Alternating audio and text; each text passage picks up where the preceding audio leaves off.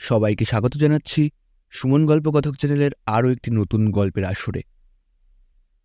আজ আমরা পাঠ করতে চলেছি মানবেন্দ্র পালের লেখা ভূতের গল্প মরার খুলি ও মামা এর প্রথম পর্ব।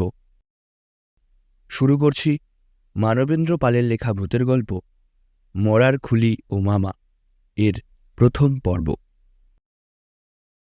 আর একটু হলেই বুলুটা বাস চাপা পড়ত। এমন অসাবধানে রাস্তা পার হয়।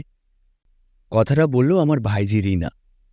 বুলু ওর ক্লাস ফ্রেন্ড, রিনার কাকু, কাজেই বুলুরও আমি কাকু। সম্প্রতি নেপাল ঘুরে এলো। এখানে এসে এতক্ষণ বাড়ির সকলের কাছে নেপালের গল্প করছিল। আমি ছিলাম না, তাই আমার জন্যে এক টুকরো স্লিপ রেখে গেছে। স্লিপটা আমার হাতে দিতে দিতে রিনা গজগজ করল, এত অসাবধান মেয়েটা, এক্ষুনি যে কি সর্বনাশ হতো। সে কথার উত্তর না দিয়ে আমি স্লিপটা পড়তে লাগলাম। শ্রীচরণ এসো কাকু, নেপালে গিয়ে দুটো মজার জিনিস পেয়েছি, শিগগির একদিন চলে আসুন। সেদিনই বিকেলে অফিস ফেরত বুলুদের বাড়ি গেলাম। বাইরে ঘরেই ওকে পাওয়া গেল। ও তখন নেপালের ওপর লেখা কয়েকটা বই থেকে কী সব নোট করছিল। আমায় দেখেই আনন্দে লাফিয়ে উঠল। তারপর একটুও দেরি না করে আমায় টেনে নিয়ে গিয়ে ওর কাচের আলমারির মধ্যে রাখা দুটো মজার জিনিসের একটা দেখালো। আমি একটু অবাক হয়ে বললাম, এই তোমার মজার জিনিস? ও খুব হাসতে লাগল। মজার জিনিস নয়? এমন জিনিস ভূভারতে কোথাও আর পাবেন? তা বটে, জিনিসটা আর কিছুই নয়, একটা মরার খুলি। মরার খুলি তো অনেক দেখেছি, কিন্তু এত ছোট খুলি কখনো চোখে পড়েনি। খুলিটা স্বচ্ছন্দে হাতের মুঠোয় ধরা যায়। কেমন, মজার জিনিস নয়? এই বলে বুলু আবার হাসতে লাগল। মজার কিনা জানি না, তবে অদ্ভুত। এমনই সময় বুলুর মা চা জলখাবার নিয়ে ঢুকলেন। দেখুন দিকি, মেয়ের কি অনার সৃষ্টি কাণ্ড।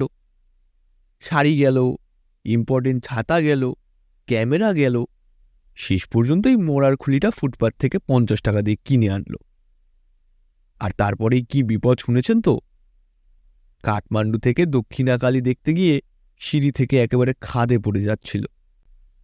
বুলুকে জিজ্ঞেস করলাম, এটা তো তোমার 1 নম্বর মজার জিনিস, 2 নম্বরটি? বুলু মুচকে একটু হাসল, তারপর বলল, সেটা আজ দেখানো যাবে না, যে কোনো মঙ্গল কি শুক্রবারে আসবেন। বুলুর এই 2 নম্বর মজার জিনিসটি যে আরও কত অদ্ভুত হতে পারে তা আমার ধারণা ছিল না। মঙ্গল কি শুক্রবার মনে নেই। একদিন সন্ধ্যের সময় বুলুদের বাড়ি গিয়ে দরজায় কলিং বেল টিপলাম, কিন্তু তখনই কেউ দরজা খুলে দিল না। এরকম বড় একটা হয় না।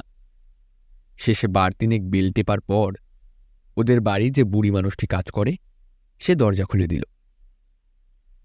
কিন্তু ভেতরে ঢুকেই হতাশ হয়ে গেলাম। বুঝলাম বুলু নেই, বুলুর মাও নেই। বুড়িকে জিজ্ঞেস করলাম, কেউ নেই? ও মাথা দুলিয়ে জানালো, আছে। যাক, বুলু তাহলে আছে। এই মনে করে পর্দা সরিয়ে বসার ঘরে ঢুকতেই থমকে গেলাম। না, বুলু নয় তো। কেউ একজন কোচে গা এলিয়ে সামনের সেন্টার টেবিলের ওপর 2 পা তুলে বসে আছেন। পরনে ধপধপে পাজামা, গায়ে গিলে করা আদ্যির পাঞ্জাবি। ইনি যে কে তা বোঝবার উপায় নেই, কেননা তিনি একখানা খবরের কাগজ মুখের ওপর আড়াল করে রয়েছেন। কি করব ভেবে না পেয়ে জুতোর শব্দ করে সামনের কোচটা একটু টেনে নিয়ে আমি বসলাম। কিন্তু ভদ্রলোক কাগজ সরিয়ে একবার দেখলেনও না। এমনকি শ্রীচরণ দুখানিও আমার মুখের সামনে থেকে নামালেন না। খুবই বৃষ্টি লাগছিল। একবার ভাবলাম উঠে চলে যাই, কিন্তু এই অতি অদ্ভুত, অদৃষ্টপূর্ব, অভদ্র লোকটিকে ভালো করে না জেনেও যেতে ইচ্ছে করছিল না। অজ্ঞতা একটা সিগারেট ধরিয়ে চুপচাপ বসে রইলাম। এমন করেই কতক্ষণ গেল।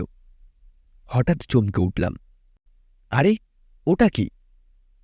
ভদ্রলোকের কোচের একপাশে কোনো রকমে একটা ম্যাগাজিন চাপা দেওয়া সেই মরার খুলিটা না? ভালো করে দেখতে গিয়ে সেন্টার টেবিলটা নড়ে গেল, একটা বই পড়ে গেল। আর ঠিক তখনই, আহ, কি সৌভাগ্য আমার! ভদ্রলোক কাগজখানি মুখের সামনে থেকে সরালেন।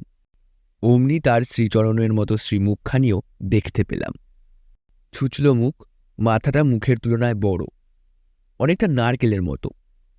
রুক্ষ চুলগুলো সেই মাথার ওপর ফেঁপে ফুলে উঠেছে, কিন্তু সরু গোফজোড়ার ভারী বাহার। এও সহ্য করা যায়, কিন্তু এই রাত্রিরে কেউ যে কালো সানগ্লাস পরে থাকতে পারে তা যেন ভাবাই যায় না। যাই হোক, ভদ্রলোক উঠে দাঁড়ালেন। তার গলায় যে রুদ্রাক্ষের মালা ছিল এটা এতক্ষণ নজরে আসেনি। তিনি উঠে দাঁড়ালেন, তারপর সামনে যে একজন ভদ্রলোক বসে আছেন সেদিকে লক্ষ্যমাত্র না করে ম্যাগাজিনের তলা থেকে খুলিটা নিয়ে বুলুর সেই আলমারিতে রেখে এলেন, যেন তিনি খুলিটা ভালো করে দেখতে নিয়েছিলেন। দেখার পর রেখে দিলেন আর কি। বুলু কি আলমারিতে চাবি লাগিয়ে যায়নি, নাকি ওটা খোলাই থাকে? জানি না। ভদ্রলোক আবার নিজের জায়গায় গিয়ে মুখের ওপর কাগজ আড়াল করে বসলেন। আর ধৈর্য ধরে রাখতে পারলাম না। জিজ্ঞেস করলাম, বুলু কখন আসবে জানেন আপনি? উত্তরে একটা গম্ভীর স্বর গলার মধ্যে দিয়ে ঘর ঘর করে উঠল, মিনিট 13-র মধ্যে। ও বাবা, ইনি যে আবার মিনিট সেকেন্ড ধরে কথা বলেন।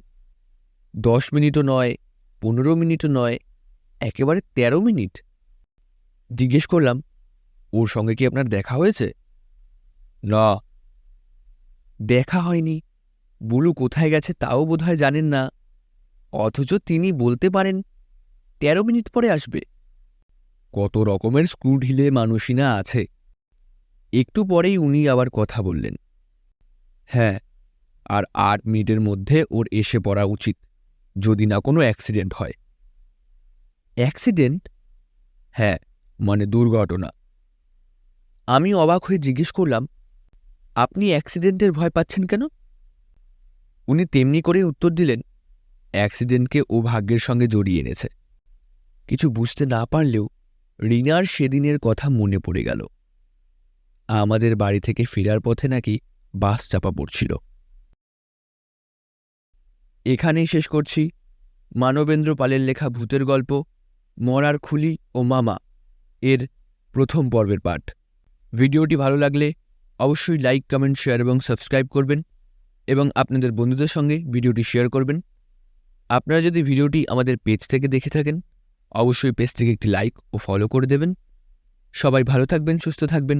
ধন্যবাদ সবাইকে।